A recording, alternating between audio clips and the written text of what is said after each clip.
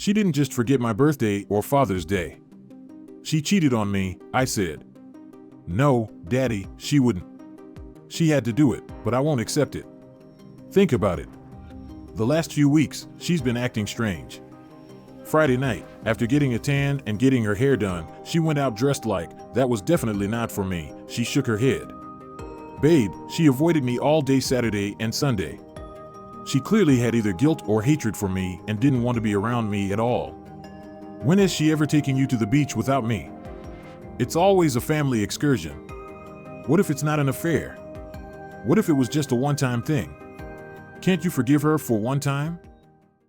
Last year, Father's Day began like any other. As usual, I was the first one awake, accustomed to restless nights, knowing it would be some time before my 18-year-old wife and our 18 and 17-year-old daughters rose from their slumber. Each Mother's Day, I took pleasure in crafting a delightful breakfast of mimosas for my wife. Lunch consisted of a cheese, fruit, and nut platter paired with a fine white wine, followed by her favorite grilled steak and baked potatoes for dinner, complemented by a good Cabernet Sauvignon.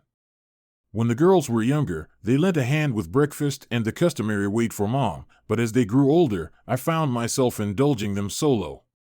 It wasn't a bother. My wife usually reciprocated by preparing a special breakfast for me, although on Father's Day, I took charge of the evening meal and grilled steaks.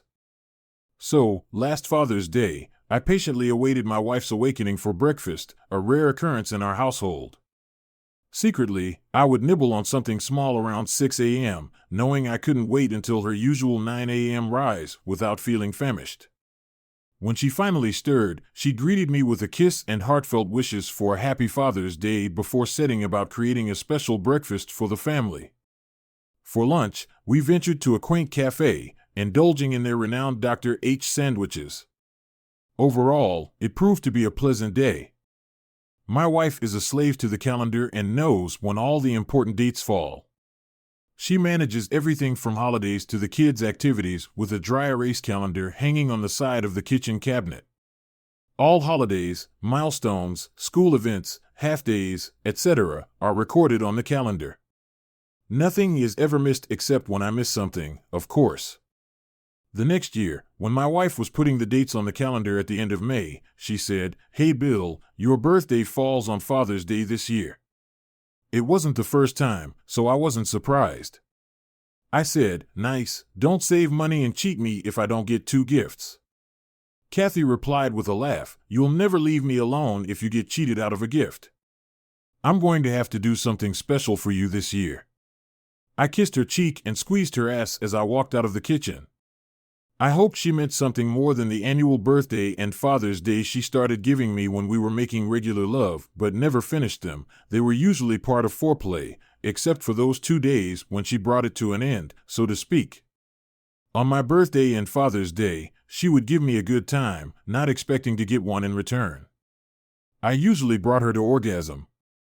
When she did, I wasn't a complete idiot about it. I was horny and thought I was going to get super rare anal sex on my upcoming special day. The weeks leading up to my big day were strange in our house. My wife was acting strange. She was working late, snapping at me and the girls about little things, and she started dressing for work more often. She worked as the bakery manager at our local grocery store. She had never worn makeup before, but around this time, she began to do so. She also wore a scarf over her clothes, which consisted of a white button-down shirt and pants. She would leave another button undone, which further showed off her ample cleavage. I started to have my doubts when on the Friday before my birthday she went somewhere without me. We often met together with a core group of married couples, so she rarely went out with the girls alone. If someone was going out for a drink and invited her along, she would let me know the place, and I would meet them. It's not like I was an ogre and wouldn't let her do things on her own. She always said she enjoyed her time more if I was with her. It made me feel good, and I thought our marriage was pretty strong because of little things like that. For my part, I didn't do much without her outside of our social circle either. It just worked for us. We weren't party people or big drinkers. Our idea of a nice Friday night was just hanging out on the couch together and watching a couple of movies. That's why I was surprised to see her coming down the stairs that Friday dressed to the hilt. She was wearing a new short skirt, nude stockings, and high-heeled shoes. She had also clearly been to the tanning salon and had her hair done.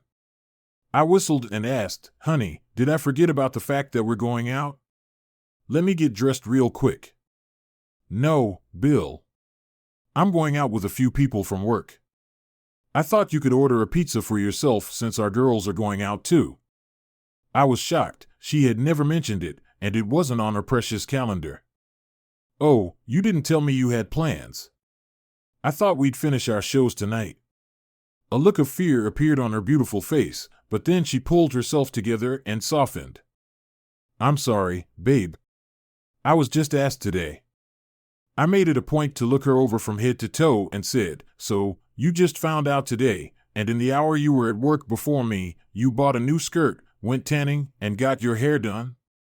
I was getting angry. She was lying to me, but I couldn't prove it. I couldn't believe she could cheat on me.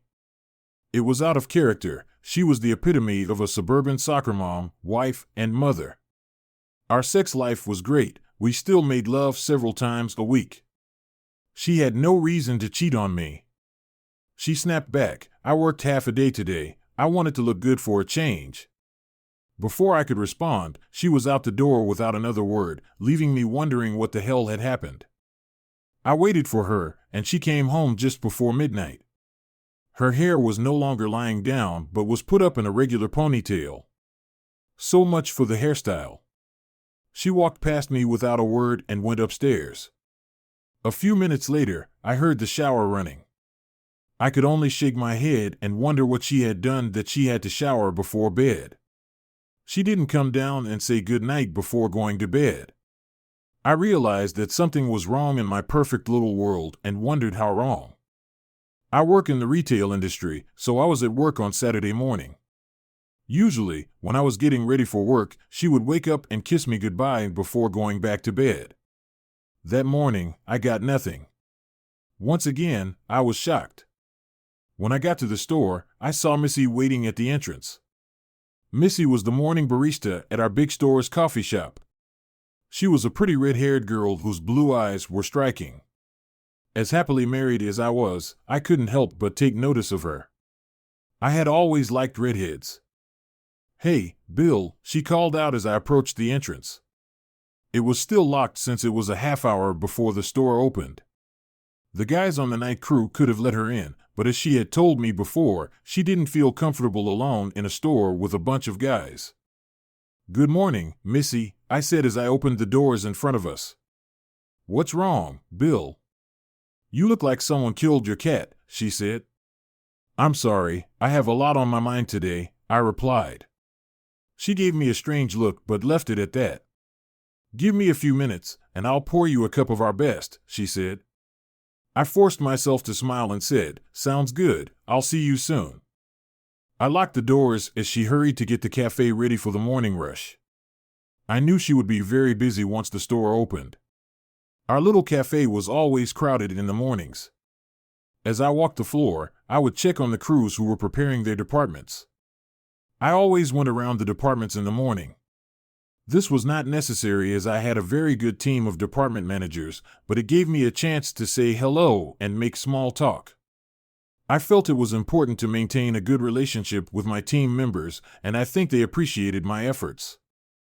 The last stop on my walk was the coffee shop where Missy had my large black coffee waiting for me. "Here you go, boss, 1 cup of Mega Mart's best brew," she said. "Thanks, Missy," I replied, putting $2 on the counter. "No bill today, it's on the house," she said. "No way, Missy, I pay for everything here. The last thing I need is someone getting mad at me and calling corporate to denounce me," I replied. She gasped, "Bill, I would never." I interrupted, "I didn't mean you, Missy. I can't take any chances, even for a $2 coffee. You'd be surprised at the things I have to put up with if I deny someone a day off or cut overtime. It's just unreasonable." "All right, boss, fair enough," she said. I waved goodbye and sipped from my mug. I'm sure some of the employees got free coffee from time to time. There's no way to track it, and who needs to? Too much work because of cheap coffee. I can't imagine watching hours of video to make sure everyone paid. It was different for me. Being in charge of a company was a risk.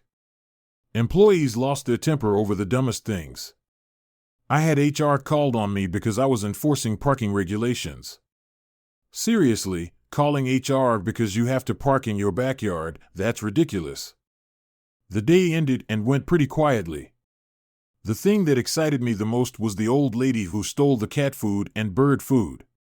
It was exactly the kind of day I needed. I was busy enough not to ruminate on my new problems with my wife, but not so busy that I couldn't get everything done on time. When I walked through the door of the house, my wife and daughters were on their way out. I was surprised for a moment, but I looked at the calendar. "Bye, Daddy," my daughter said, kissing me on the cheek. "Goodbye," my loving wife said nothing. They were going to a concert with other moms and daughters. It had been planned a long time ago and was on the calendar, but as usual, I forgot. I was hoping that I would have a chance to talk to Katie and figure out what was going on. I hated not knowing what she had done the night before. After not thinking about it all day, there was nothing left for me to do but ruminate about it tonight. I took this opportunity to do a bit of fooling around. I checked her email but figured it wouldn't work, and it did. No one else was sending emails. She had a cell phone, so I couldn't check her messages or call log. I went over to the hamper to check her clothes from the evening, but since it was Saturday, she had already done her laundry. I accomplished nothing, and after watching the movie, I went to bed feeling no better than before. I woke up on my birthday and Father's Day and started my day as usual. I ate a couple of slices of toast, drank some coffee, and sat on the terrace to enjoy the morning. It was a gorgeous day. I enjoyed the birds chirping and wondered what this special day had in store for me. Around 9 o'clock, I went into the house to refill my coffee and was surprised to see that my wife and daughters were already up and packing lunch. "What's going on?" I asked, wondering why they didn't make me get ready to go somewhere. My daughter Jill said, "We're going to the beach." "Oh," I said and went upstairs to get dressed for the lake. As I was putting on my shirt, I heard my daughter Jenny yell out, "Bye, Daddy." The door slammed shut, and I looked out the window to see my wife and daughters leaving. I couldn't believe it. I didn't expect the girls to remember my birthday. I had to remind them of their mother's birthday and Mother's Day, but I couldn't understand Katie not remembering. I walked down the stairs and heard my cell phone ring. I rushed over there, hoping they understood and were going to tell me they were coming back for me. But no, it was my mom. "Hey, Billy, happy birthday and Father's Day." "Thank you, Mom. Kathy has big plans for you guys today." "No, she took the girls to the beach a few minutes ago." "Really? That's not like her. I'd bet she'd make you a delicious breakfast and make this day special for you." "Yeah, I honestly don't know what's going on right now. She's been acting weird for weeks now." "Well, don't make a fuss. She probably has something special planned for later. I've got to get to church." "Love you, Billy." "Love you, Mom." You had to love my mom. She was an eternal optimist, and she loved Kathy as if she were her own flesh and blood. She and Kathy had visited each other regularly since my dad had died a few years before. Kathy wanted to make sure that Mom wasn't too lonely. I was standing there, wondering what the hell was going on with my marriage, when the phone rang again. It was my assistant, and "Bill, we had an incident at the coffee shop this morning." "What's wrong?" "Missy was on the stairs when she was pushed by a customer. She lost her balance and fell." "Oh my God, is she okay?" "They took her to St. Alex's Hospital to get x-rays. She might have a broken arm or something." "Damn, poor girl. Do you have a shift?" "Yeah, it's all set. I just didn't want you to catch me off guard tomorrow. I'm sorry I bothered you on Father's Day." "Don't worry about it, and thanks for calling. I was hoping Missy would be okay." I fiddled around the house for a while, figuring they weren't coming back. I headed to IHOP for breakfast. It turned out to be a mistake for my state of mind. The wait was long, and everywhere I looked, there were families, happy families, celebrating fathers and grandfathers. I left before I started crying. I made my way through McDonald's and got a big breakfast of coffee and orange juice. The pancakes were surprisingly tasty. As I sat in the park and ate with a plastic fork and knife, I looked out at the small lake I used to take my girls boating on when they were little. They loved the water, whether it was swimming, boating, or even fishing. They loved being on the lake. As they got older and almost went to college, they lost interest in fishing, and looking back, I think they lost interest in spending time with me at all. In those days, all their aims were with their mother.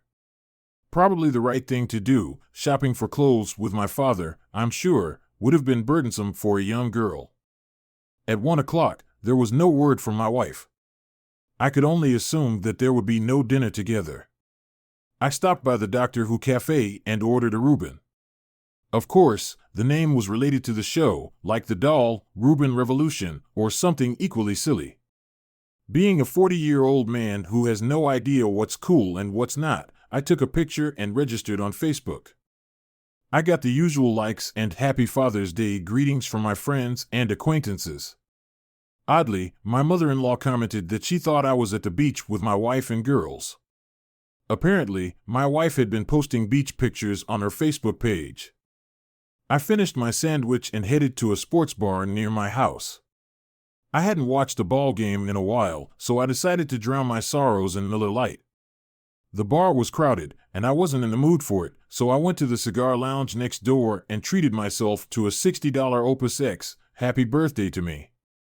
I sat down at a table and turned on the Sox game, and a couple of guys playing cards invited me to join them. "I'm Bill," I said, introducing myself to the older gentleman. "I'm Lance, and this is my brother Jerry. It's nice to meet you both." They finished their hand and dealt me in their little 5-card game. "Help yourself, Bill," Lance said, setting the cooler on the floor. I thanked him and pulled out a Miller Lite. "No kids, or is the ex having them with a new man?" asked Jerry with a smirk. I frowned and said, "My wife and the girls are at the beach. They don't seem to know what day it is." "Sucks," Lance added.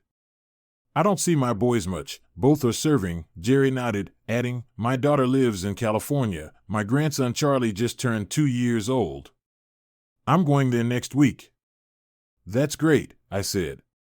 When my girls turned 17 and 18, I was starting to miss the little ones running around. They both nodded understandingly. After some small talk, we somehow got back to the subject of my wife. "Do you think she really forgot, or is she avoiding you on purpose?" asked Jerry. It was a great question that I'd been pondering as well. I told them about the last few weeks up until Friday's problems, and they shook their heads. "She's cheating on you," Lance said. Jerry nodded in agreement. "I can't believe it," I said, but as soon as he said it, I realized it was the only explanation that made sense, and I tried to believe it wasn't true. "Look, Bill," Lance said, "I've been through this before, the changes in behavior, the sudden nights out and closeness, the disrespect. I've been through it, buddy.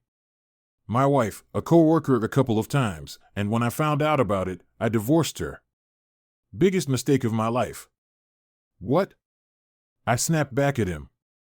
"She cheated on you. How is divorcing her a mistake?" In my opinion, there were no excuses. Treason is the end of a marriage, plain and simple. Period. End of story, Bill. I was broke for 5 years, paying her child support and alimony. I missed her every damn day, loving her across town in my lonely apartment while she was alone in my house. She may have cheated on me, but at that moment, I was too arrogant to forgive her. It's been 7 years, but we got back together after I pulled my head out of my ass. We're happy now." "Jesus," I said. "Giving her body to another man is the biggest insult and disrespect my wife is capable of. If what you say is true and she's having an affair, then she's either so involved with her lover that she's forgotten my birthday, or she's purposely blowing me off. Either of those options is unacceptable." Lance shook his head. "Bill, trust me. If you love her, find a way to forgive her. You'll be better off in the long run. 40-year-old guys don't get second chances at love. Thank you, Lance. You've given me a lot of food for thought, I said, but what I was really thinking was that he was crazy.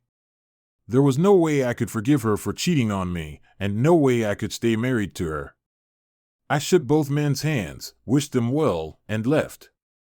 As I sat on the couch browsing Facebook, it was almost dinner time. I saw my daughter's and wife's posts with pictures of their happy day and was saddened even more. Screw it, I thought. I needed to man up and stop acting like a lost child. My wife forgot my birthday. It happens. She forgot Father's Day. What's the difference? What mattered was that I was sure she had cheated on me on Friday night and probably many times in the previous weeks. She had acted strangely. Having her rub it in my face was supposed to be her ultimate goal. Well, she finished it well. It was time to get ready for the rest of my life. I decided to go out to dinner at my favorite restaurant.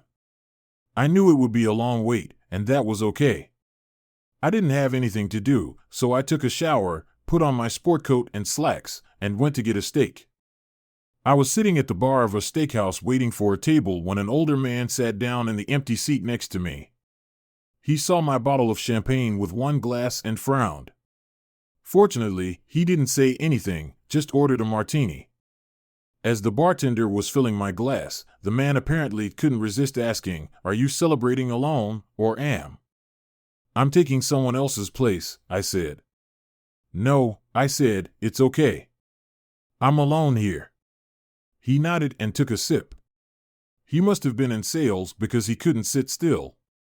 "Yes, I'm waiting for my 3 generations of red rage.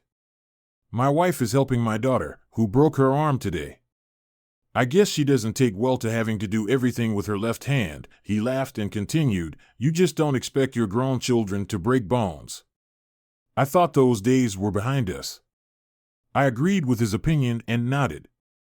Looks like I'll be cooking on my own for a few weeks. My wife will have to take care of Missy and Mia and leave me alone. I popped my head up. "What did you say?" Before he could answer, a little girl shouted from across the room, "Grandpa," and rushed across the crowded bar. The little ball of red curls jumped into his lap and showered the man with hugs and kisses. A moment later, I heard, "Bill." I turned and saw Missy and, who I assumed was her mother, standing next to me. Her mother was a perfect portrait of her except for a few wrinkles around her eyes. They looked exactly alike. "Hey, Missy, how's your arm?" "It's okay. I'm on strong painkillers, so I don't feel anything special. It hurt like hell when they put it in, though." Missy introduced me to her parents, Jack and Mary, and then to her adorable little girl, Mia. "Where's your wife, Bill?" she asked. "I don't know. She took my girls to the beach this morning, and I haven't heard from them all day." "Really? On Father's Day?" "Worse, it's also my birthday today." "Oh my God, she blew you off on your best day of the year. What's her problem?" I didn't want to get into it and say more than I should, so I shrugged. "Well, forget about her. You have to join us," Mary said firmly. I realized what Jack meant by his red rage. "Don't forget about it, Bill. You don't want them to militate on you." "It's not nice," Jack said with a chuckle indicative of his years of experience. "Militate on them, but it's your day, Jack." "I don't want to interfere," he said. "This is our day, Grandpa," Mia said. "You said it." "I know, pumpkin. I said a bad word. Grandma will punish me later." Daddy winked at me as their table's buzzers sounded. "Pay up, Bill, and meet me at our table." "No payoff," he said in the tone of a drill instructor. He tossed a $20 bill on the counter and left. "I'm sorry, Bill. My parents can be thick-headed," Missy said. "Don't worry, Missy. I suppose it's better than eating alone." Conversation over dinner was light. Bill and I told stories about our daughters growing up, and Mia asked lots of questions. She kept giggling at the awkward stories about her mom as a child. After dinner, my phone rang. I saw that it was my wife. I ignored the call and put the phone on the table. Your wife? Asked Mary. Yes, it's more than you think, isn't it? Asked Missy. I think so, but I have no proof, Bill. Everyone makes mistakes, Mary said, looking directly at Jack. Maybe you can find a way to forgive her, Missy said, popping her head up and staring at Mary. I beckoned to the waiter and handed him my credit card. Well, I've destroyed enough of your meeting. Thank you for inviting me to share a meal with you, Bill. Let me know, Jack, it was an honor to have lunch with you, and especially one of my favorite employees. It's on me. Happy Father's Day. I shook their hands and walked over to the waiter's counter to sign the check. I didn't even have hard evidence that she was cheating on me, but I'd already gotten 2 from people telling me I should forgive her. What's wrong with people? The phone rang over and over, but I ignored it. I pulled into my garage and was greeted by 2 whirling dervishes showering me with kisses and hugs, apologizing for abandoning me on Father's Day. Girls, don't worry about it. I don't expect you to remember when it's my birthday. It's your birthday today, yelled Jill. Then she ran into the house yelling at my wife, Daddy, we didn't know. I'm so sorry. She sobbed against my chest. You must hate us. No, baby, I love you more than life itself. When she suggested last night that we go to the beach today, we jumped at the opportunity. We didn't think. Baby, it's all right. Don't worry about it. I'm not mad at you. I didn't tell her I was mad at her mother, but that was my problem, not my daughter's. Let's go inside. I walked through the kitchen, ignoring my wife crying and being scolded by my daughters, and went upstairs to change, putting on shorts and a t-shirt. I returned to the war zone and found my wife sobbing alone. I'm sorry, she muttered. I shook my head and went out on the deck with a beer and a cigar. It was a beautiful night, and I was enjoying the quiet, thinking about work instead of my wife, when the sliding door opened. Bill, what's his name? I asked, interrupting her. I didn't look at her, and she didn't go any farther out on the deck. Bill, what's his name? The man you had sex with on Friday? My anger was building. I heard the door close, but she didn't come out. She didn't deny it. That's when I realized I was going to see a divorce lawyer soon. Almost 20 years of marriage gone. What a stupid woman I'd married. At this point, I started thinking the worst. How long had she been cheating? Was he her first? Did I know him? Were these girls even mine? It's amazing what negative thoughts come into your head when you're treated so badly. I decided to request a paternity test for the girls as part of the divorce. It would not only be for my peace of mind, but also for Katie's embarrassment. I spent the rest of the night researching divorce laws online, and then fell asleep on the couch. That's how I spent my birthday. I woke up at 5 in the morning. I found Katie in my bedroom, sound asleep, curled around her pillow. The funny thing was that she looked peaceful, unlike how poorly I had slept. Her body was naked, and her ass was showing in her panties. She was so beautiful. Too bad she wasn't mine anymore. I would have missed her body. I grabbed what I needed and took a quick shower. I managed to escape without waking her, but Jill was waiting for me in the hallway. How bad is it, Dad? I sighed. This is as bad as it can get. Can you forgive her? I mean, it's just one day's oblivion, honey, she said. She didn't just forget my birthday or Father's Day. She cheated on me, I said. No, Daddy, she wouldn't. She had to do it, but I won't accept it. Think about it. The last few weeks, she's been acting strange. Friday night, after getting a tan and getting her hair done, she went out dressed like, that was definitely not for me. She shook her head. Babe, she avoided me all day Saturday and Sunday. She clearly had either guilt or hatred for me and didn't want to be around me at all. When has she ever taken you to the beach without me? It's always a family excursion. What if it's not an affair? What if it was just a one-time thing? Can't you forgive her for one time? I doubt that's true, honey. But look at all her actions. For once, this weekend, has she acted like she loves me? I asked. Daddy, you didn't see the look on her face when Grandma called her to ask why she didn't call Grandpa to wish him a happy Father's Day. She dropped the phone and yelled no so loud we thought Grandpa was having a heart attack or something. He's okay, Dad, Mom sobbed on her knees until we lifted her up and sat her on the couch. She kept saying over and over that she loved you. Honestly, Jenny wanted to call an ambulance for her. She thought she was going to have a breakdown. We calmed her down and managed to get her to call you. Jill, I don't know what you want me to say. She doesn't love me. You can't cheat on your spouse and love your spouse. That's not an act of love, that's selfishness. Love must be selfless. When she became intimate with another man, she discarded me, I hugged her and cried. I'm going to assume it wasn't some random guy she picked up at a bar. She must have flirted or accepted his flirting with her. There must have been intimate touching, perhaps kissing and caressing, all of which preceded her first sex with him. All of these actions leading up to sex are a betrayal to your spouse.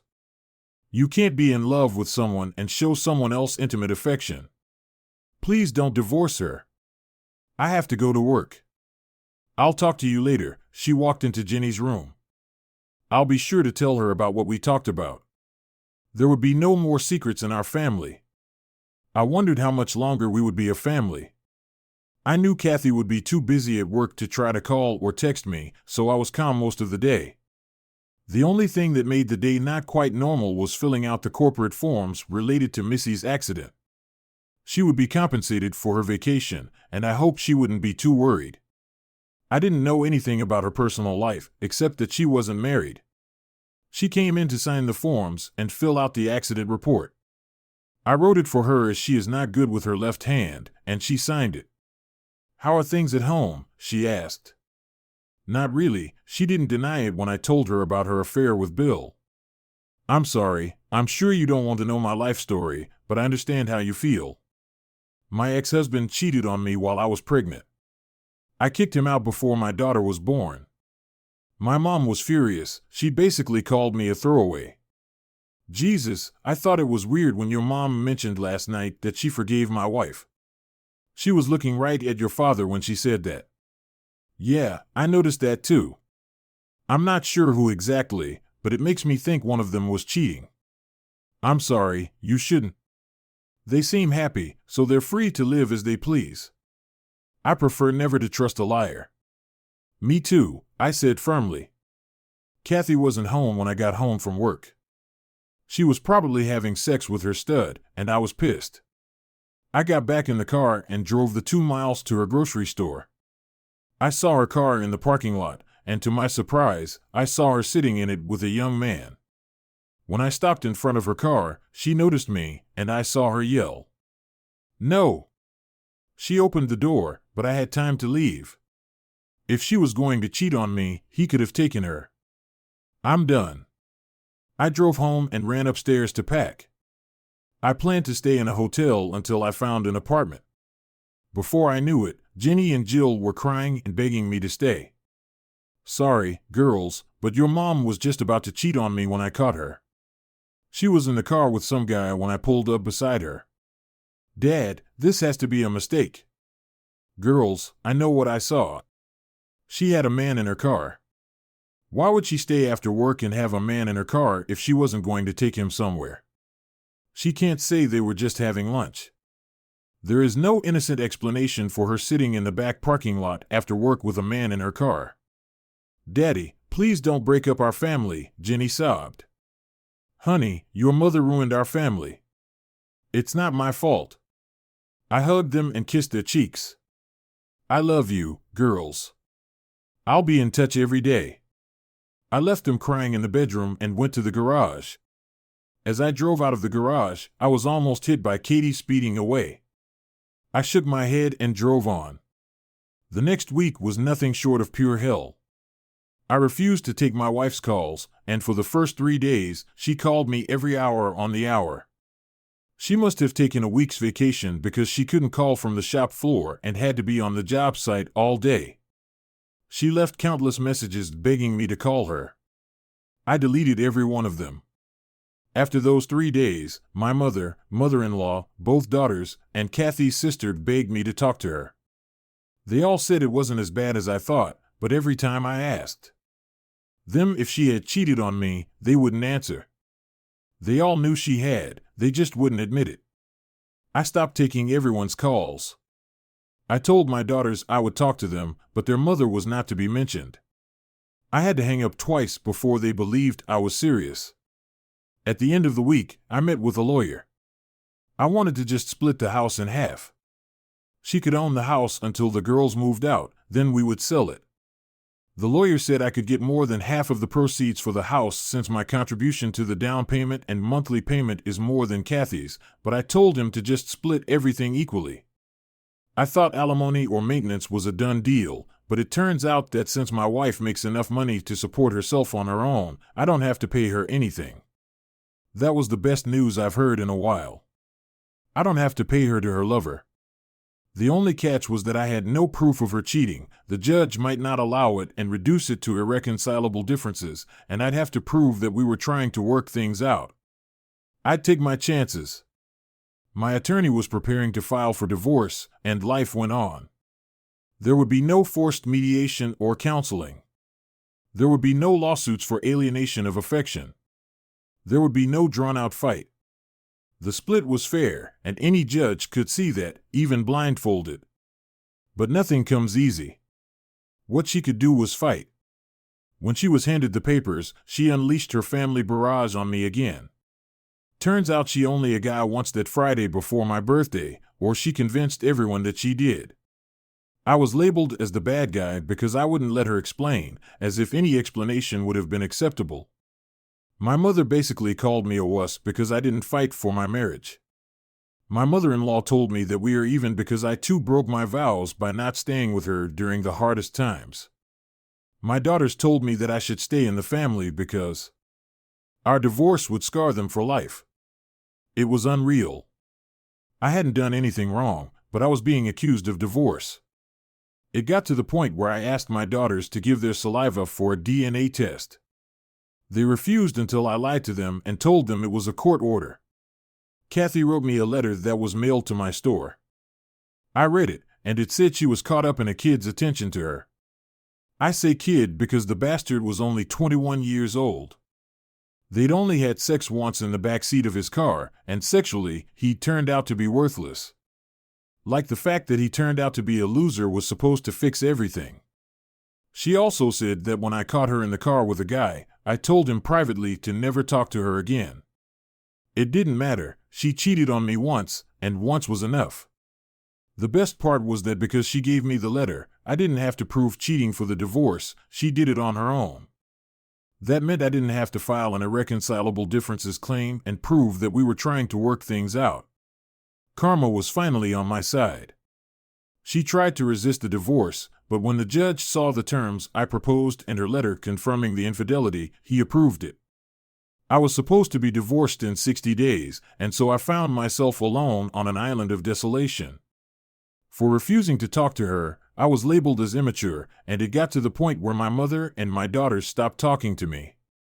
It hurt, but I was on the side of righteousness, and if they didn't like it, well, I called my daughters every day. They never answered, but I left voice messages telling them what was going on with me and asking what was going on in their lives. I didn't let them blame me for our lack of communication. I continued to make every effort to get in touch with them, whether they wanted me to or not. One thing that changed was that I started having coffee with Missy on Sundays. It started innocently enough when we ran into each other at a local coffee shop. She and Mia lived in the neighborhood and were out for a walk. I invited them to join me and told her about my suffering while Mia watched cartoons on my iPad. "I'm sure your daughters will come around, Bill," she said. "They're young, impressionable, and living with your wife. There's no telling what nonsense she's put in their heads. I hope you're right. I just hope they're not too far gone. I miss them like hell." The next week, I walked into the same store at the same time and was reading when I heard, "Hey, stranger." I smiled and invited them to join me again. "Is this normal for you, or are you stalking me?" she asked with a smile. "No, I live nearby, and I like to have a cup of coffee and read on Sunday mornings. It's kind of lonely at home, so I come here," I explained. She sipped from her cup, and we chatted about the neighborhood until we parted ways. It wasn't a conscious decision to meet every Sunday, but we did. I enjoyed her company, and little Mia was a delight. The day the divorce became final, I knocked on the front door of my old house. My wife answered, and it was obvious she was crying. She didn't say a word, just invited me in. "Are the girls home?" I asked. "They're watching the musical at school." "I know why you're here." "I expected you to come tonight," she said. "Really?" I asked with a smirk. "You waited until it was too late to stop it, didn't you?" "Yes," she said. "I knew you would beg and plead and tug at my heart, trying to make up, and I couldn't let that happen. You broke my heart, and there's no way I'm forgiving you.